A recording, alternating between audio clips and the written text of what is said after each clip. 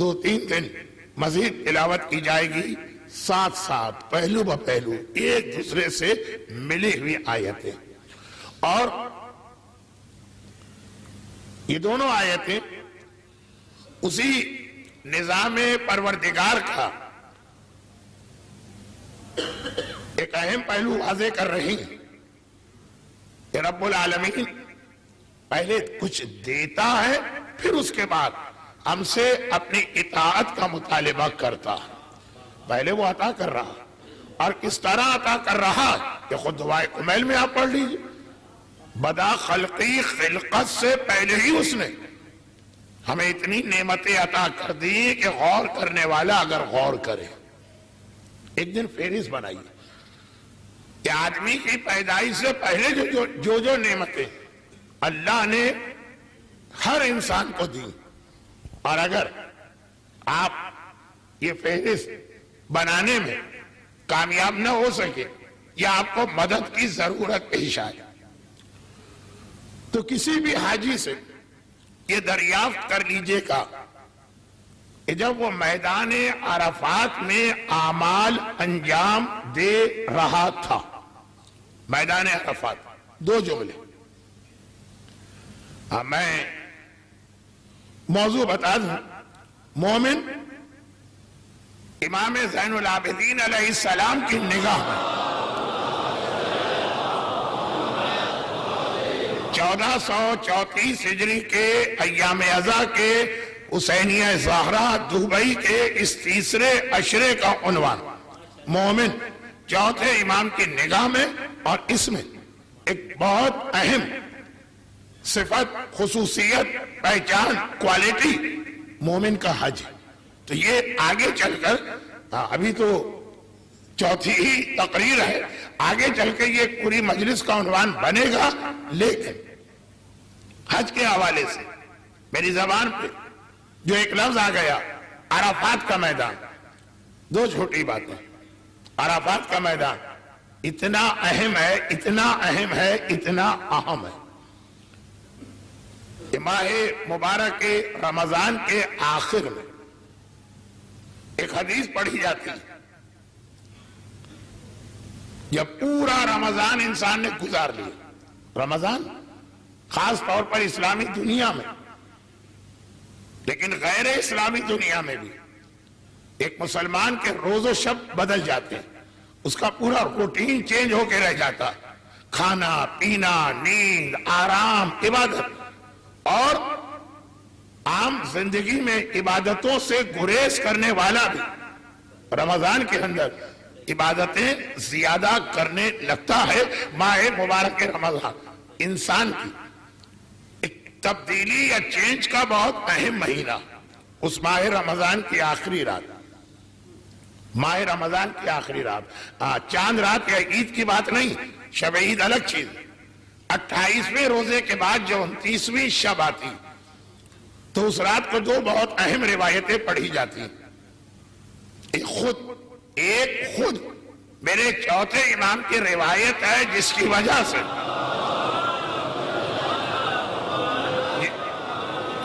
وہ روایت ہے جس کی وجہ سے امام کا ایک لقب، ابھی امام کے کچھ القاب میری تقریر سے پہلے جو کل شبیہ تابوت کے حوالے سے اعلان ہو رہا تھا، تو کچھ القاب برادر محترم نے استعمال کیے، کچھ ہم اور آپ استعمال کرتے ہیں۔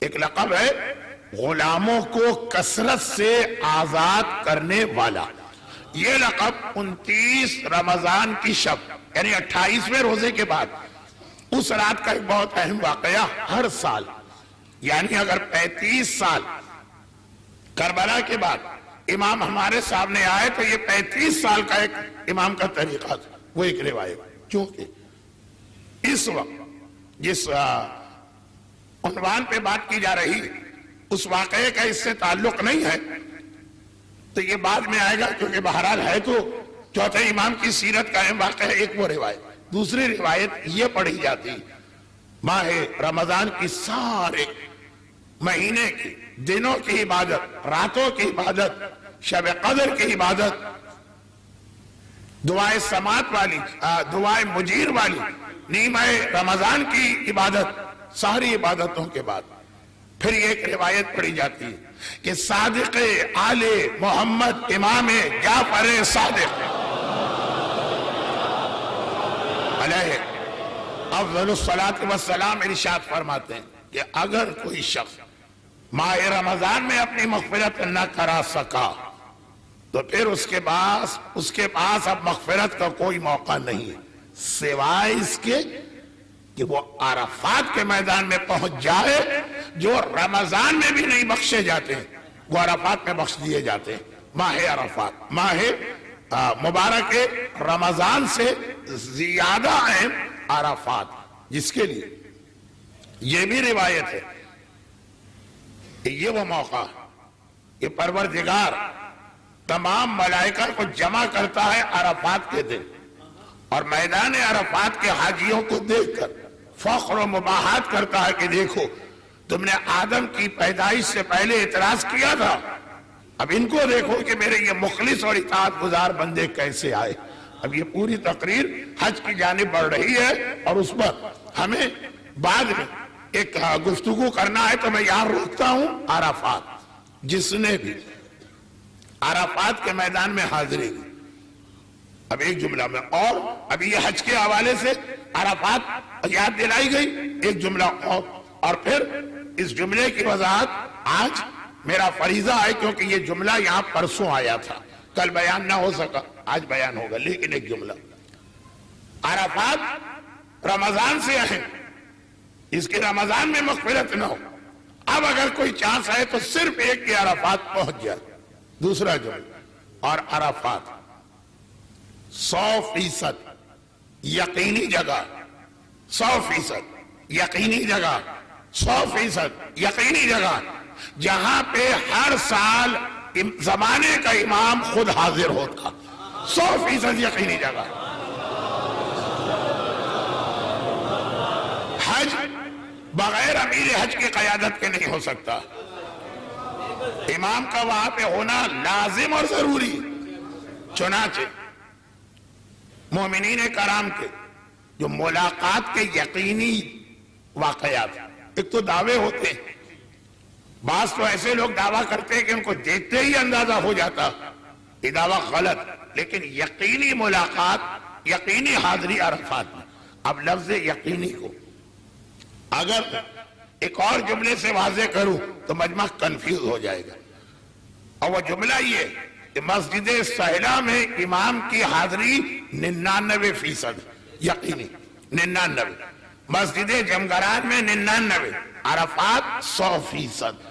کہ اگر امام نہ ہوئے تو گویا حج ہی رک گیا. مسجد سہلہ یا مسجد جمگران میں اسلام کی کوئی ایسی عبادت نہیں ہے کہ اگر امام کسی وجہ سے نہ آ سکے تو وہ رک جائے حج. تو عرفات کے میدان کی یہ اہمیت. گردیدی صاحب، اب ہم تو کچھ نہیں کر سکتے، مجمع تو پورا ہے، کوئی گنجائش ہے تو آنے والے لوگوں کو راستہ دے دیجیے اگر ہے جگہ.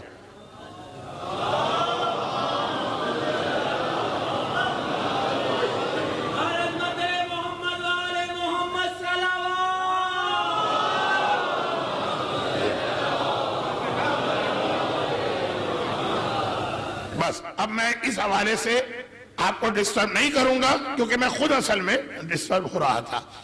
تو حج کے حوالے سے گفتگو چونکہ اس عشرے میں ہونا ہے، تو یہ دو باتیں میں نے عرض کر دی.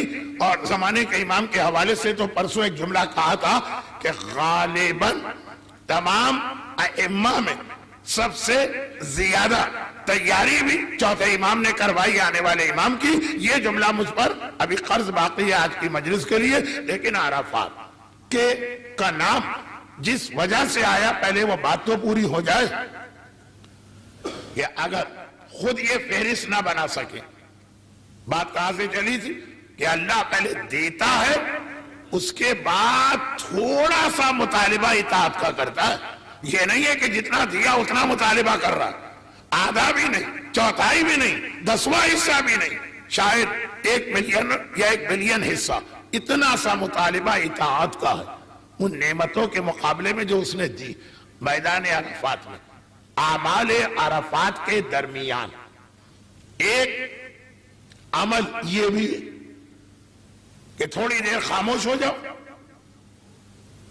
اور ہر شخص اپنے اپنے خیمے میں بیٹھ کر اپنی اپنی جگہ اللہ کی نعمتوں کو گنے کہ آج تک اللہ نے مجھے کیا دیا.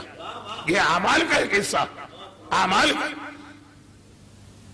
بہت اہم حدیث ہے جو کم سے کم 4 معصومین سے مروی ہے کہ 1 گھنٹے کا غور و فکر 70 سال کی مصلی کی عبادت سے بہتر ہو جاتا ہے.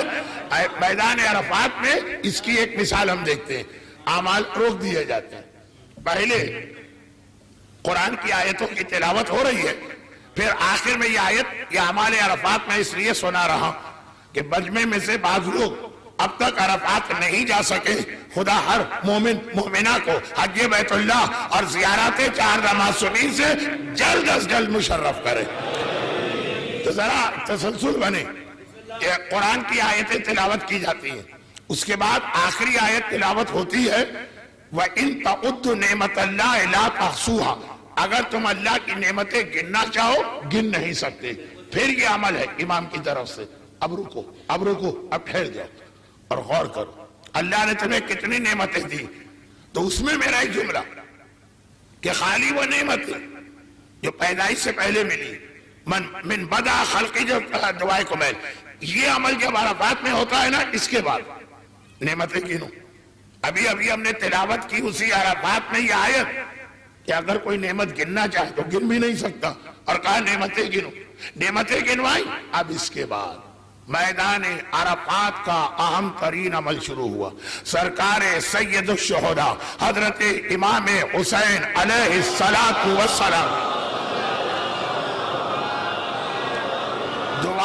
دعائے عرفات کے میدان کا سب سے اہم عمل، آقا امام کی، مظلوم امام کی، تمام شہداء کے سردار امام کی دعائے عرفات، جس کے لیے میں ایک جملہ اکثر عرفات میں بھی کہتا ہوں اور ممبر سے بھی، بلکہ یہ میرے 2 الگ الگ جملے حسینیہ زہرا کے اس ممبر سے شہزادی کونین کی شہادت کی مجلسیں میں نے کئی بار پڑھی. ایک جملہ میں وہاں کہتا تھا، گرچہ آج اس وقت اس جملے کا کوئی محل نہیں ہے، لیکن ایک ہی جملہ ہے، تکرار سنیں.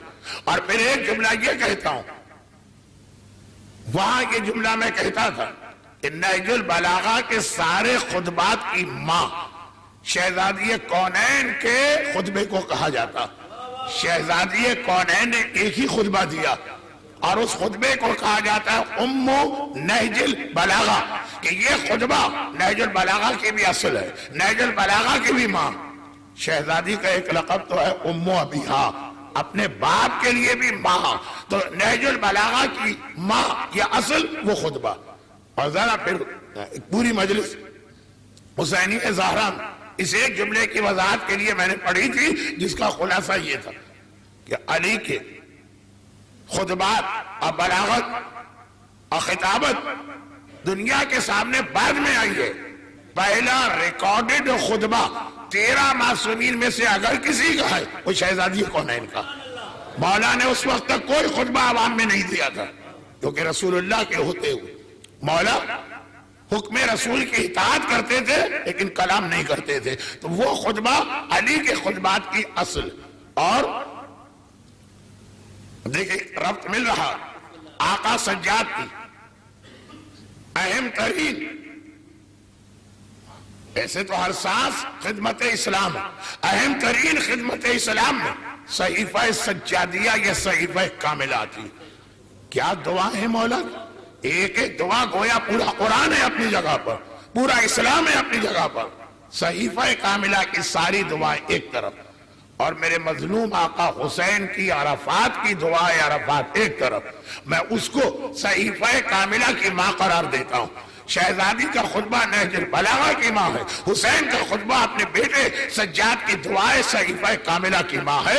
تو اس دعائے امام حسین، اس دعائے امام حسین ایک حصہ 2, 3 یا 4 صفحات کا باقاعدہ ان نعمتوں کی ایک فہرست آقا حسین نے اپنی دعا میں بیان کی جو انسان کو پیدائش سے پہلے ملی. دعائے کمیل میں صرف اتنا آیا کہ اے خدا تو نے اپنی نعمتیں شروع کر دی میری پیدائش سے پہلے. وہ کیا نعمت ہے؟ آقا حسین نے اپنی دعا میں فہرست بنائی.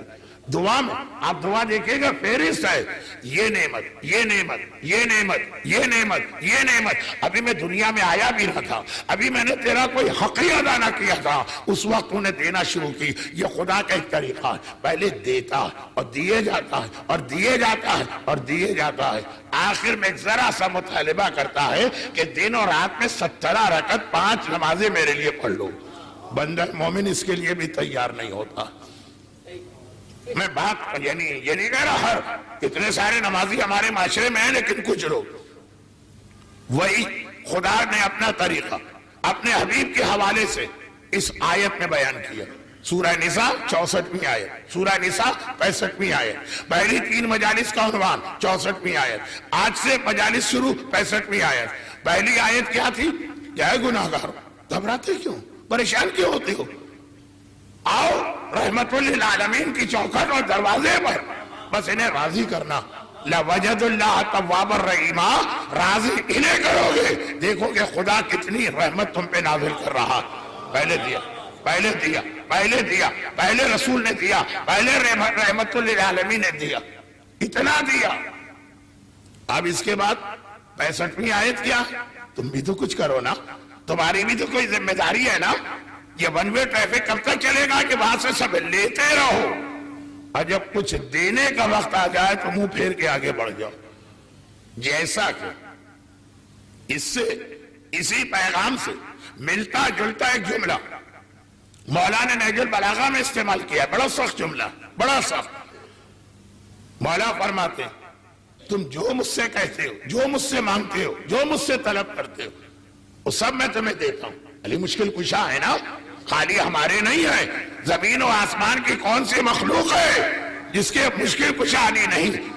جانوروں کو کوئی پریشانی پیش آئے علی کو پکاریں گے, شجر کو پریشانی پیش آئے علی کو پکارے گا, حجر کو پریشانی پیش آ جائے علی کو پکارے گا, انسان کو پریشانی پیش آئے علی کو پکارے گا, انبیاء کو پریشانی پیش آ جائے علی کو پکارے گا.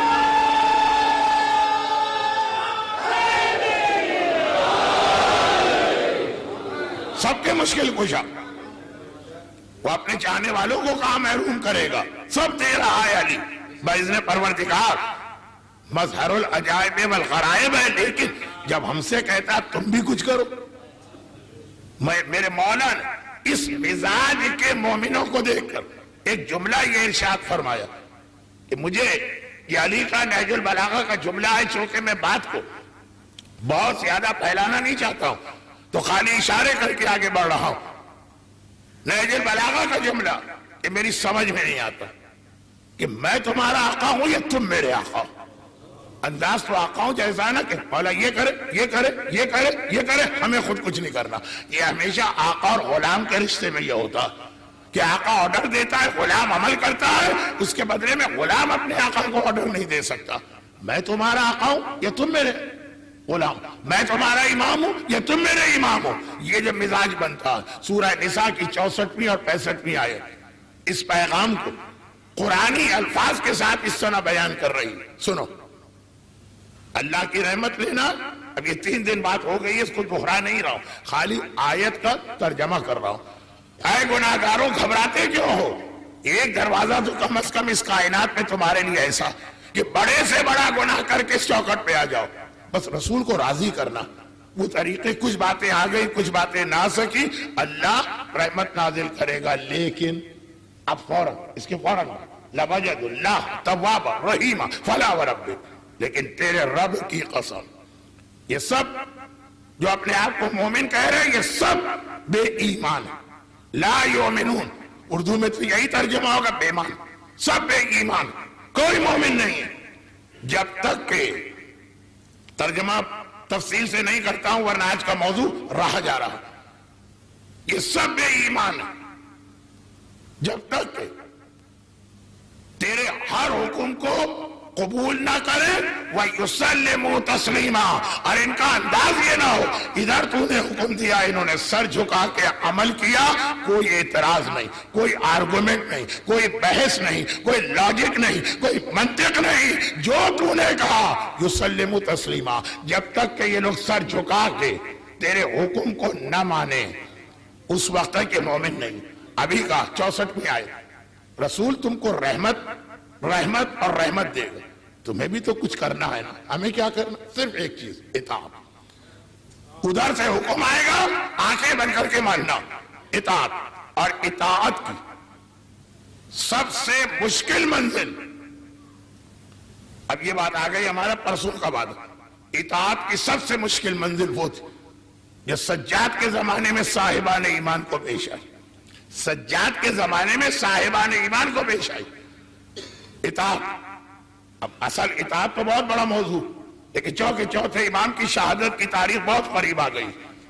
کل تو شہادت کی عین مین تاریخ ہے، آج سے بیان شروع. تو میں ابھی فی الحال اطاعت کے صرف اس پہلو کو بتا رہا ہوں کہ اطاعت میں سب سے مشکل منزل چوتھے امام کے زمانے کے مومن کو پیش آئی.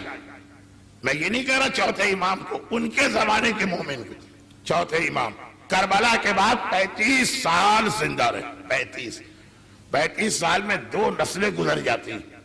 یعنی بہت سے ایسے لوگ تھے جو کربلا کے واقعے کے وقت 5 سال کے ہیں، 7 سال کے ہیں، 9 سال کے ہیں. یہ کربلا نہیں پہنچ پائے، پہنچ ہی نہیں سکتے تھے. ان کو پتا بھی نہیں تھا کربلا کیا. سجاد کی زندگی ہی میں یہ لوگ بڑھاپے تک پہنچ گئے. 35 سال. کچھ ایسے لوگ تھے، کچھ نہیں، ایک پوری نسل جو کربلا کے بعد پیدا ہوئی. مثلا 63 ہجری، مثلا 64 ہجری. اور سجاد کی زندگی ہی میں یہ لوگ 25 سال 30 سال 35 سال کے ہو گئے. 35 سال میرے چوتھے امام کی عمر نہیں ہے، مدت امامت ہے. کربلا کے بعد سے لے کر کل کی رات آنے تک 25 محرم تک 35 سال یہ سب لوگ جو جوان ہوئے. اب کربلا کے مصائب، کربلا کے مظالم، کربلا کے قاتل سب انہوں نے سنے. تڑپے جا رہے، بے چین ہوئے جا رہے. ان کو اپنے آپ پہ کنٹرول کرنا مشکل ہو رہا. ہم کربلا کا انتقام لیں گے. مختار تڑپ گئے کہ نہیں؟ زید شہید بے چین ہو گئے کہ نہیں؟ نفس زکیہ نے جہاد کیا کہ نہیں؟ ایک سلسلہ، یہ خالی 3 یا 4 یا 5 کا ذکر نہیں. کربلا کے بعد جو کربلا کے موقع پہ دغاباز نکلے، بے وفا نکلے، غدار نکلے، خط لکھ کے بلائے اور بعد میں نظر انداز کیا، ان کی بات نہیں. جو کربلا کے بعد پیدا ہوئے یا کربلا کے وقت اتنے چھوٹے تھے، اب ان سے برداشت نہیں ہو رہا. کہا کربلا کے جہاد کو آگے بڑھانا، کربلا کے ظالموں سے انتقام لینا. مختار کا انتقام بہت چھوٹا ہے، چاہے آپ اسے بہت بڑا سمجھتے ہو. یہ چھوٹا کیوں ہے یہ میں اس وقت ممبر سے نہیں بتا سکتا، لیکن زیارت عاشورہ میں وہ خاص لفظ آیا کہ مختار کا انتقام اصلی انتقام نہیں ہے. اب اصلی انتقام کے لیے تڑپ رہے ہیں یہ نوجوان، اور سب آتے ہیں سجاد کے پاس. آپ نے تو، میں بطور مثال 2 جملے کہہ رہا ہوں، آپ نے تو آج سنا، یعنی آج سے مطلب جب سے آپ پیدا ہوئے، زینب کی چادر چھن گئی پھر بھی کتنا آپ تڑپ اٹھتے ہیں. وہ نوجوان اپنی ماں سے سن رہے ہیں کہ میں ابھی شہزادی زینب کے پاس سے آ رہی اور میری بیوی یہ کہہ کے رو رہی تھی، ہائے میری چادر، ہائے میری چادر. آپ 1200 برس کے بعد بھی سنتے ہیں تو تڑپ جاتے ہیں. اور جو بیٹا اپنی ماں سے سن رہا ہے کہ میں خود ابھی شہزادی سے سن کے آئی، جو بھائی اپنی بہن سے سن رہا کہ میں خود لیلا سے سن کے آئی کہ ہائے میرا چاند اکبر کس طرح مارا گیا، جو باپ اپنی بیٹی سے سن رہا کہ میں خود ابھی شہزادی رباب کے بعد سے آئی تھی جو ہائے میرا اصغر، ہائے میرا اصغر کہہ رہا. دیکھیں فرق ہے، بہت فرق ہے. براہ راست انہوں نے سنا. اور اہل بیت نے بعض مواقع اپنے خاندان کی عورتوں کو ایک حکم بھی دیا. کیا حکم؟ کہ جب کبھی کربلا پہ گریا کرو تو بآواز بلند گریا کرو کہ دوسرے لوگ بھی سنیں. اہل بیت کے اطہار میں آواز کا بھی پردہ. ہماری عورت کے لیے آواز کا پردہ ہو کہ نہ ہو، اہل بیت کے یہاں آواز کا بھی پردہ. ہماری عورت کے لیے چہرے کا پردہ ہو کہ نہ ہو، سیدانیوں کے لیے، زینب و کلثوم کے لیے چہرے کا بھی پردہ. لیکن جب کربلا کی بات آتی، بہت مشہور ایک روایت پڑھی جاتی ہے نا، اور ہے کتابوں میں، خالی مشہور نہیں ہے، کتاب میں ہے کہ جب ایک بار ایک ذاکر کو بلا کے مصائب کربلا، آقا نے چھٹے امام نے کہا کربلا کے مصائب پڑھو، اس نے مصائب پڑھے، صرف خاندان کے افراد جمع، مردوں میں کوہرام بپا ہو گئے۔ امام نے پردے کے پیچھے خواتین کو بٹھائے، عورت تو زیادہ روتی ہے مردوں سے ہی، تو خاندان کی بات ہے، عورتوں کے رونے کی آواز نہ آئی تو گئے میرے امام، اور کہا کہ جب کربلا کے مصائب پڑھے جائے تو تم لوگوں کو، شاید یہ ہماری عورت کے لیے نہ ہو، اتنے زور سے گریہ کرنا کہ دوسرے سنے، گویا اب اس کی مصلحتیں بھی ہیں، اس گریے کے فوائد بھی ہیں، اور اس پیغام کے پیچھے ایک لاجک بھی ہے، لیکن میں اپنی بات کو ذرا سا اصل موضوع سے ہٹتا دیکھ رہا ہوں تو واپس آتا ہوں۔ اب کربلا کے مصائب، اس نسل نے جو کربلا کے بعد پیدا ہوئی یا کربلا کے بعد جوان ہوئی، براہ راست سنا، ان میں سے کئی نے تو لیلا کے رونے کی آواز سنی ہوگی جب لیلا کے گھر کے قریب سے گزرے، ان میں سے کتنوں نے رباب کے رونے کی آواز سنی ہوگی جب رباب کے حجرے کے قریب سے گزرے، کیسے یہ تڑپتے ہوں گے، آپ بتائیے ان پہ کیا گزرتی ہوگی، خون کیسا ان کا کھولتا ہے، دل چاہتا ہے زندگی موت کوئی مسئلہ نہیں، ایک بار نام حسین پہ اپنی جان قربان کر دے، مگر اطاعت ہمارا موضوع ہے فی الحال، پورے عشرے کا نہیں، آج کی تقریر کا، اطاعت، مگر اطاعت کا تقاضا یہ کہ جو قدم اٹھانا ہے اپنے زمانے کی حجت خدا سے پوچھ کے اٹھاؤ، مرضی نہیں چلے گی، منمانی نہیں چلے گی، اپنی خواہش نہیں چلے گی، اپنا محدود علم نہیں چلے گا کہ بھئی ہمارے پاس تھوڑی معلومات ہے، اس کی روشنی میں ہم نے کہا کہ نہیں ہم نکلے میدان، نہیں، حجت خدا آئے سجاد کے پاس، سجاد کے زمانے کے مومن کا مسئلہ سمجھیے، برداشت نہیں ہو رہا، آج بھی 1300 سال بعد بھی میں خود گواہ ہوں کہ کئی مجلسیں ایسی میں نے پڑھی کہ مجھ جیسا آدمی جو بہت زیادہ تفصیلی مصائب نہیں پڑھتا، اس کی مجلس میں گریہ کرتے کرتے لوگ بے ہوش ہو کے گرے، اب 1300 سال پہلے خود باقاعدہ آقا سجاد سے سننے والے، آقا مصائب بیان کر رہے، سیدانیوں کے بیان سننے والے تڑپ تڑپ کے رہ جاتے ہیں آئے سجاد کے پاس، مولا ہمیں اجازت دیجئے ہمیں کربلا کے جہاد میں شامل ہونا، انہوں نے انتقام کا نعرہ نہیں لگایا، کربلا کے جہاد میں شامل ہونا، یا ماریں گے یا مر جائیں گے۔ حسین حل من ناصرین کی آواز انہی لوگوں کے لیے لگا رہے ہیں، ان سے مطلب قیامت تک آنے والے، جس میں ہم بھی شامل۔ مولا نے وہی جواب دیا جو راہ کوفہ میں ایک آدمی کو دیا تھا، وہی جواب دیا جو راہ شام میں پتہ نہیں کتنوں کو دیا تھا۔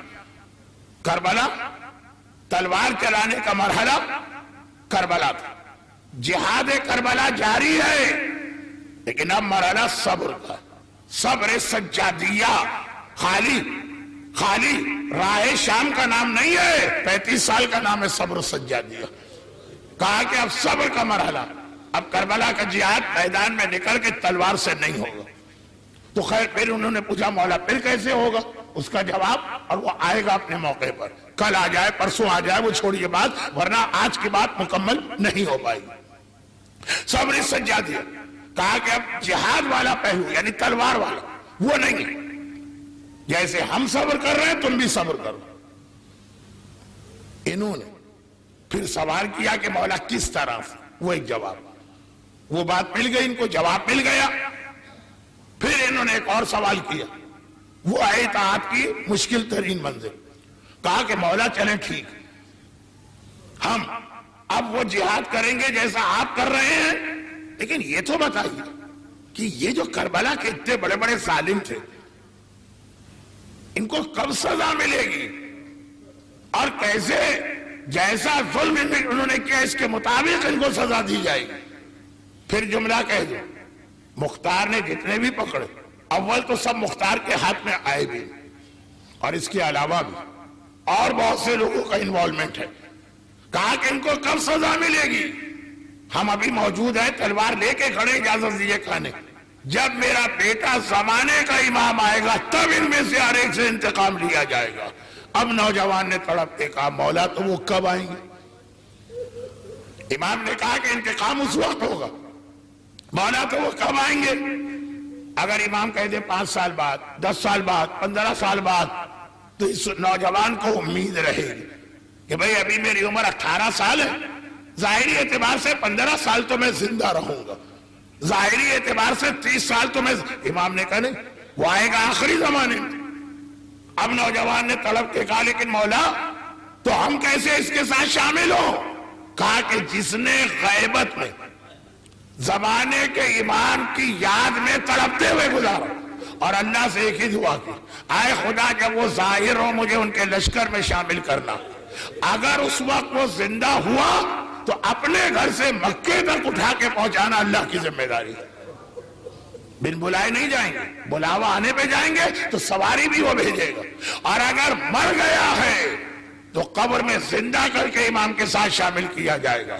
بس اب یہ جملہ کہ جو میں نے کہا کہ سب سے زیادہ تیاری چوتھے امام نے کرائی وہ اس وجہ سے. کیونکہ آپ خود سوچیں، اسلام کے جتنے واقعات، 11 اماموں کی زندگی کے جتنے واقعات ہیں، سب سے زیادہ سوال کس واقعے کے بارے میں کیا گیا ہوگا؟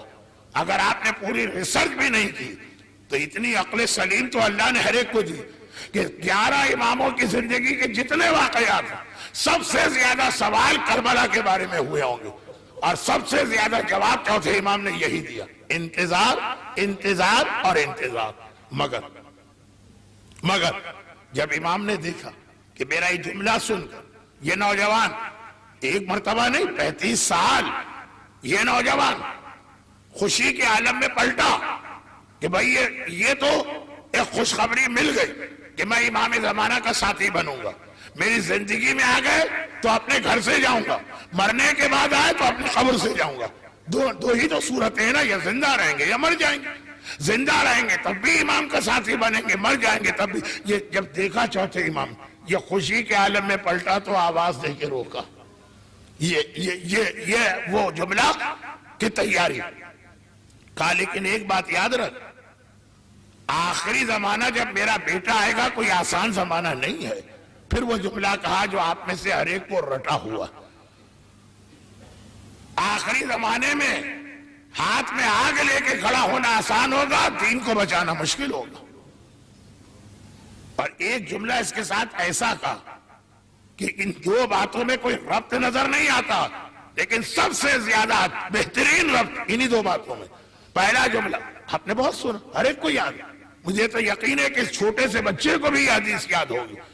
لیکن کب کہی چوتھے امام؟ جب خوشی کے عالم میں وہ نوجوان مڑے. اور ایک بار نہیں، جب بھی آیا کوئی کہ بھائی امام آئیں گے تو چوتھے امام نے خوشخبری دے دی، تم ہر صورت میں ان کے ساتھی بنو گے، زندہ ہو تب بھی، مر گئے تب بھی. روک دی. کہا اس زمانے میں اپنے ایمان کو بچانا، ہاتھ میں آگ لے کے کھڑا رہنا آسان ہے، ایمان بچانا مشکل ہے. بہت مشہور روایت. اس کے بعد امام نے کہا سنو، اس زمانے میں 1 درہم حلال کا کمانا مشکل ہے، اور 70 درہم حرام کے نہیں چاہیے ہمیں. خود چل کے تمہارے گھر میں آ جائیں گے اور تمہارے مال میں شامل ہوں گے. اب دین کی بات اور روزی کی بات، لیکن یہ دونوں ایک ہی چیز کے دو انداز بیان کرنے کے. یاد رکھیے، تفصیل میں اب نہیں جاتا، دین اسی وقت خطرے میں پڑتا ہے جب پیٹ میں حرام لقمہ پہنچاؤ. آقا حسین کو جملہ بھی بتا چکا ہوں، اور اس وقت چوتھے امام نے یہ جو 2 جملے ساتھ ساتھ ایک موقع پر اس طرح ارشاد فرمائے کہ پہلا تو سمجھ میں آ رہا کہ وہ نوجوان خوش جا رہا تھا، روک دیا. آخری زمانے کی مشکلات کو بھی یاد کرو، دین اور ایمان بچانا مشکل. دوسرا کیوں کہا امام نے؟ بغیر پوچھے کہا، اس نے سوال نہیں کیا، یہ بتانے کے لیے کہ دین خطرے میں کب پڑتا، ایمان خطرے میں کب پڑتا. ایمان ضائع کرنے والے گناہ جن سے ایمان ضائع ہوتا ہے، ایک لسٹ ہے ہمارے پاس، سب سے اوپر لکھا ہے رزق حرام، جس کے پیٹ میں حرام چلا گیا. اگر وہ اپنے ایمان کو بچا کے لے گیا اپنے والدین کی وجہ سے، اس کی اولاد کا ایمان خطرے میں پڑے گا. کہا اپنی اولاد کو زہر کھلانا بہتر حرام روزی کھلانے کے مقابلے میں. اور پھر امام نے اس جملے کی وضاحت کے لیے کہ آج کا موضوع نہیں، اور اگر ہوتا بھی تو میں اس کو چھوڑ دیتا. مجمع پہ جو سناٹے کا عالم طاری ہو گیا اور اب تک جو مجمع میرے ساتھ چل رہا تھا جتنا چپ ہو گیا, اس کو دیکھتے ہوئے تو عقل مندی کا تقاضا یہی ہے کہ بس بہت ہو گیا صادق حسن, اب آ جاؤ اپنے دوسرے موضوع پر تاکہ مجمع پھر تمہارا ساتھ دے. تو خلاصہ یہ ہے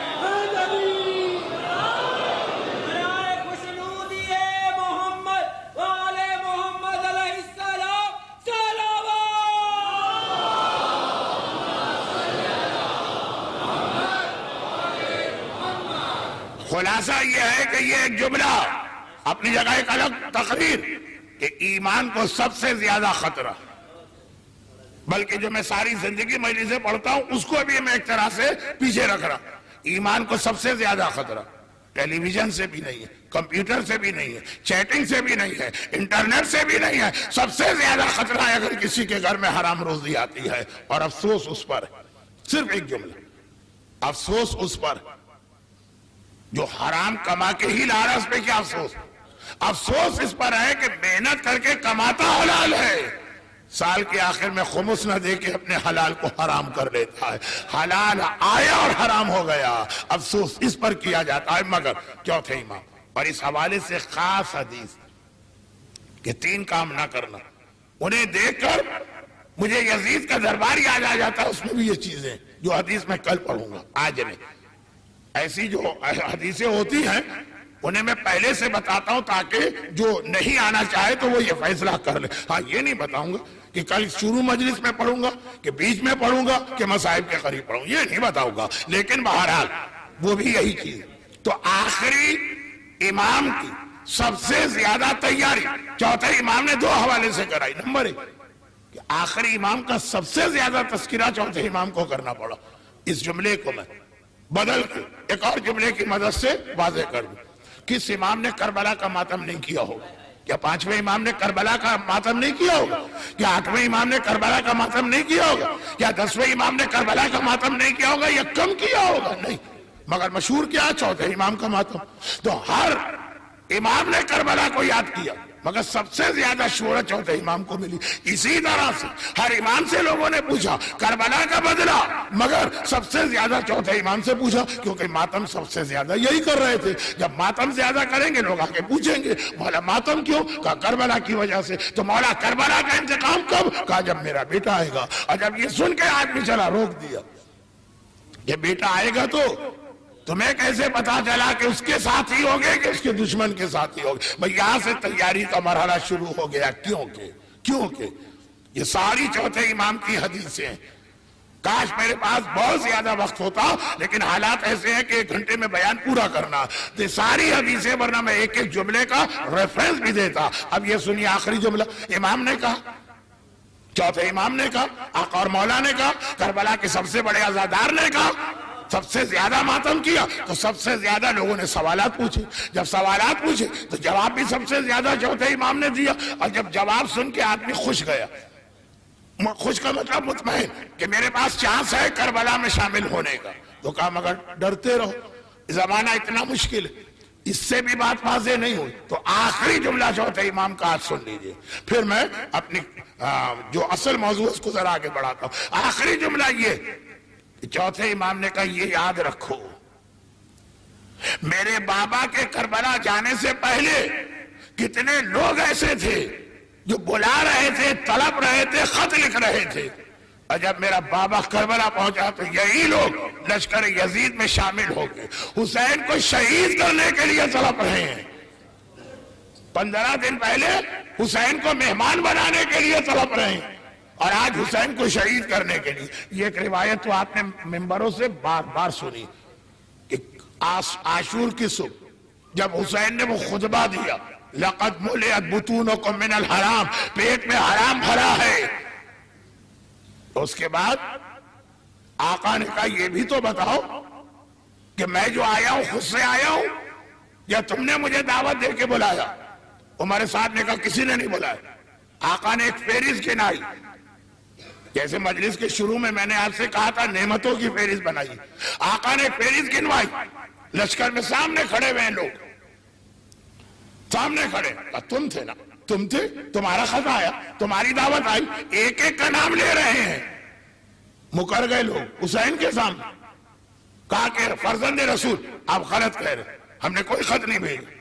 تب آقا نے غلام سے کہا وہ بوری تو لے کر آؤ جو میرے خیمے میں ہے، اور سب کے سامنے نام لے کے دیکھو، یہ رہا تمہارا خط، تمہاری دستخط، تمہاری مہر، یہ رہا تمہارا خط۔ یہ چوتھا امام یاد دلا رہا کہ 1 مہینے پہلے مہمان بنانے کے لیے تڑپنے والا 1 مہینے کے بعد یہ کہہ کے تڑپ رہا، ارے عمر سعد جلدی سے حسین کا خاتمہ کر، ہماری نماز کا وقت فضیلت نکلا جا رہا۔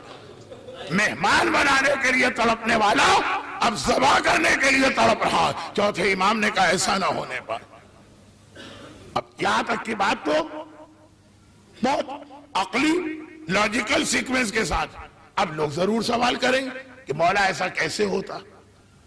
ایک وجہ بتا دی، رزق حرام، مومن۔ چوتھے امام کی نگاہ میں ایک چیز آ گئی، دوسری چیز جو بتائی یہ آپ کو بڑا شاید عجیب سی لگے، لیکن یہ بہرحال سوال، کربلا انتقام لینا کا امام زمانہ ہم تو مر چکے ہوں گے، کہا قبر سے آؤ گے، بہت خوش چلا، کہا مگر زمانہ بڑا خطرناک، جیسے کربلا کے وقت بلانے والے بعد میں مکر گئے، میرے بیٹے کو بلانے والے بعد میں مکر جائیں گے۔ مولا کیوں؟ آخر کیوں مکریں گے؟ پہلی بات رزق حرام کیوں کہی؟ کیونکہ کربلا میں جو لوگ بدلے تھے زیادہ تر تو پیسے کے لالچ میں آ کے بدلے تھے، وہی رزق حرام، اسی کو رزق حرام کہتے ہیں نا۔ یزید آپ کو ہمیں پیسے دے اور کہے حسین کو شہید کرو اور ہم اس پیسے کے لالچ میں تیار ہو جائیں، تو پہلی چیز تو رزق حرام اس لیے۔ دوسری چیز کہا جب معاشرے سے، یہ چوتھے امام کی حدیث، امر بالمعروف اٹھ جاتا تو میرے جد نے یہ فرمایا کہ آفتیں آتی ہیں، بلائیں آتی ہیں، بدترین نظام حکومت سامنے آتا ہے، پھر اللہ دعائیں بھی قبول نہیں کرتا۔ کہا دوسری چیز، اور یہیں پہ رک کے اب ٹائم مجلس کا تقریباً پورا ہو رہا ہے تو بہت چھوٹی حدیث پڑھتا ہوں۔ کل آپ نے ایک حدیث سنی، چوتھے امام ماں کی طرح جس کنیز کا احترام کرتے ہیں اس کے ساتھ دسترخوان پہ نہیں بیٹھتے۔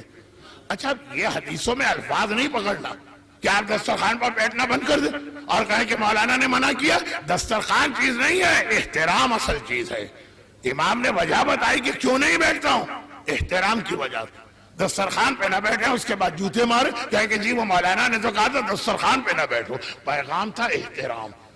ٹھیک، اب آئیے، ایک نوجوان نے آ کے اپنی ماں کی کمپلین کی، بیٹا اور ماں کی شکایت دین کے معاملے میں۔ مثلا اب مجھے صحیح الفاظ یاد نہیں، نماز میں کچی تھی کہ حجاب میں کچی تھی، کہا کہ مولا ایک طرف آپ کہہ رہے ہیں کہ ایمان ضائع ہوتا ہے جب معاشرے میں امر بالمعروف نہ رہے۔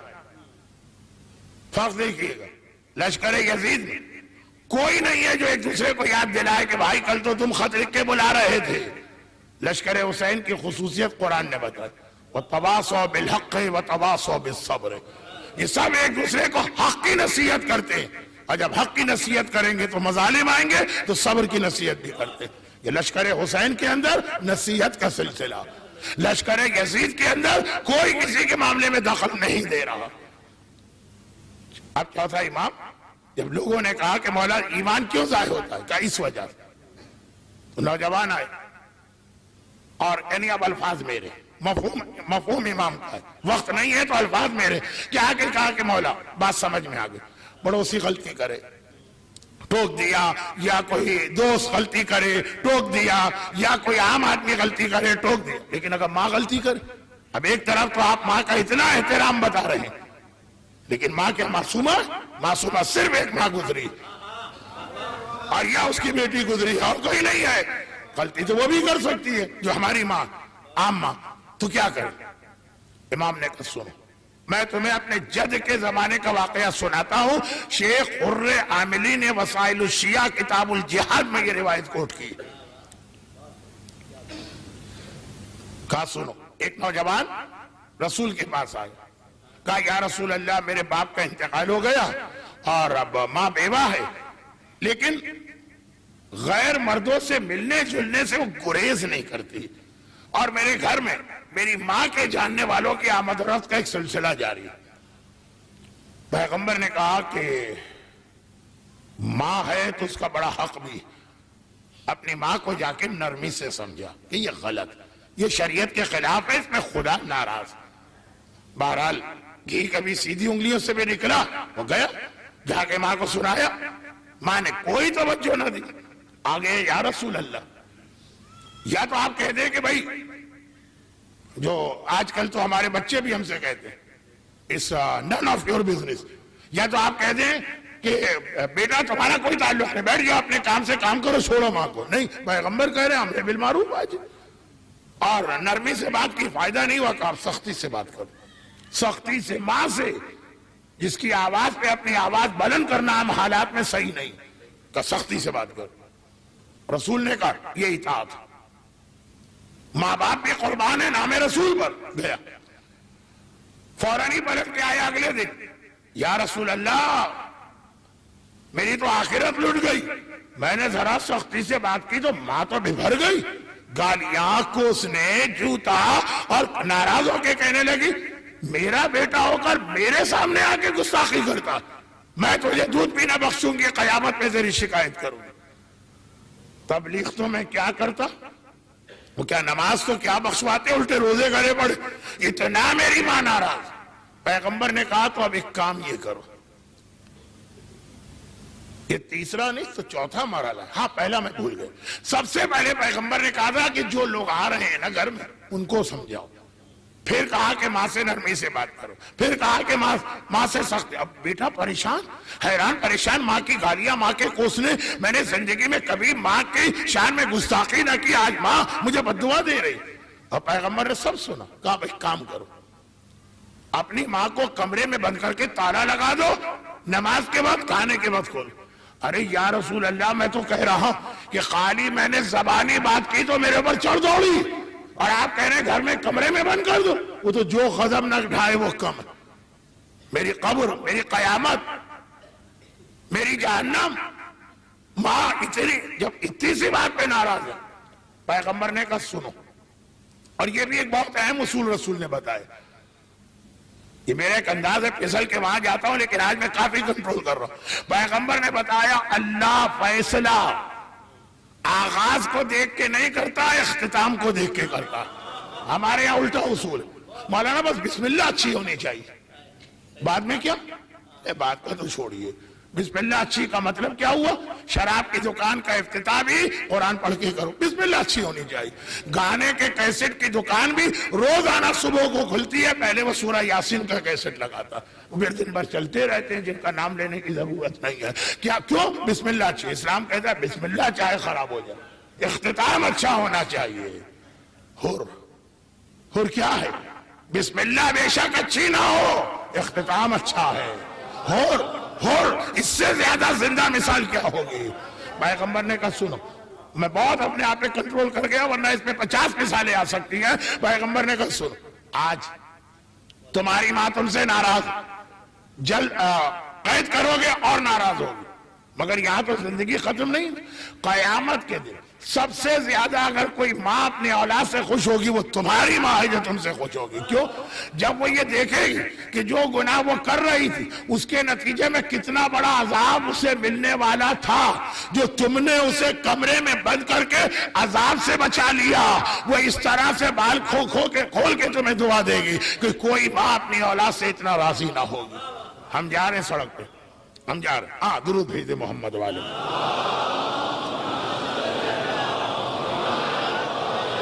ہم جا رہے ہیں سڑک پر، ایک صاحب ہمارے قریب آئے اور اتنے زور سے ٹکر ماری کہ مچھل کے فٹ پاتھ پہ جا کے گرے. ہاتھ پیر چھل گئے، چہرے سے خون نکل آیا، ذرا سا ایک دانت زخمی ہو گیا. خون کیا حالت ہوگی ہماری؟ ہم تو غصے میں ببھر کے چلے گئے. انہوں نے مڑ کے دیکھا، اتنا بڑا ٹرالر چلا رہا تھا کہ اگر وہ ہمیں دھکا دے کے نہ ہٹاتے تو ہمارا قیمہ ہو چکا ہوتا. اب ہم جو لڑنے گئے تھے، ایک مرتبہ کہیں گے شکریہ آپ کا، بہت شکریہ، آپ نے ہمیں موت سے بچایا، ہمارے گھرانے کو تباہ ہونے سے بچایا. شروع میں تو غصہ آیا تھا نا، جب انہوں نے ٹکر مار کے میں وہاں پھینکا تھا اٹھا کے. اچھا مجھے ٹکر مار کے پھینکنا آسان بھی نہیں ہے، لیکن خیر وہ جو بھی مسئلہ ہو، جب انہوں نے اٹھا کے پھینکا کہا تمہاری ماں کی یہ حالت ہے، قیامت میں جب دیکھے گی کس عذاب سے بچی ہے، اللہ کی کس ناراضگی سے بچی ہے، جتنا وہ خوش ہوگی عام ماؤں میں سے کوئی اتنا خوش نہ ہوگی. پرواہ بات کے مرحلے کی کر، اس مرحلے کی پرواہ نہ کر. چوتھے امام نے کہا جو ماں تک کو ایگزیمپٹ نہیں کیا، امر بالمعروف کرنا، جب یہ نہ رہے گا تو ایمان ختم ہوتا. یہ یزیدی لشکر کی سب سے بڑی خصوصیت ہے. اور امر بالمعروف کتنوں کو بدل دیتا، جو ہمارے خیال میں ناممکن ہے وہ بھی بدل جاتے ہیں. خود بہت مشکل مرحلہ ہے آگے بات کرنا، لیکن خیر کرنا بھی پڑتی. جب شام کے دروازے پر سیدانیوں کا لٹا ہوا قافلہ پہنچا، دشمن کے بھی الگ الگ طریقے ہوتے، ایک انتہائی ذلیل اور پس فطرت دشمن ہوتا، یہ تھے شامی. جب یہ قافلہ وہاں پہنچا، سارا بازار، سارا راستہ یہ منظر دیکھ رہا. ایک بوڑھا آ کے سجاد سے کہتا ہے نا، دیکھا کیسی سزا دی اللہ نے تجھے، تم جیسوں کا یہی حشر ہونا چاہیے، نعوذ باللہ.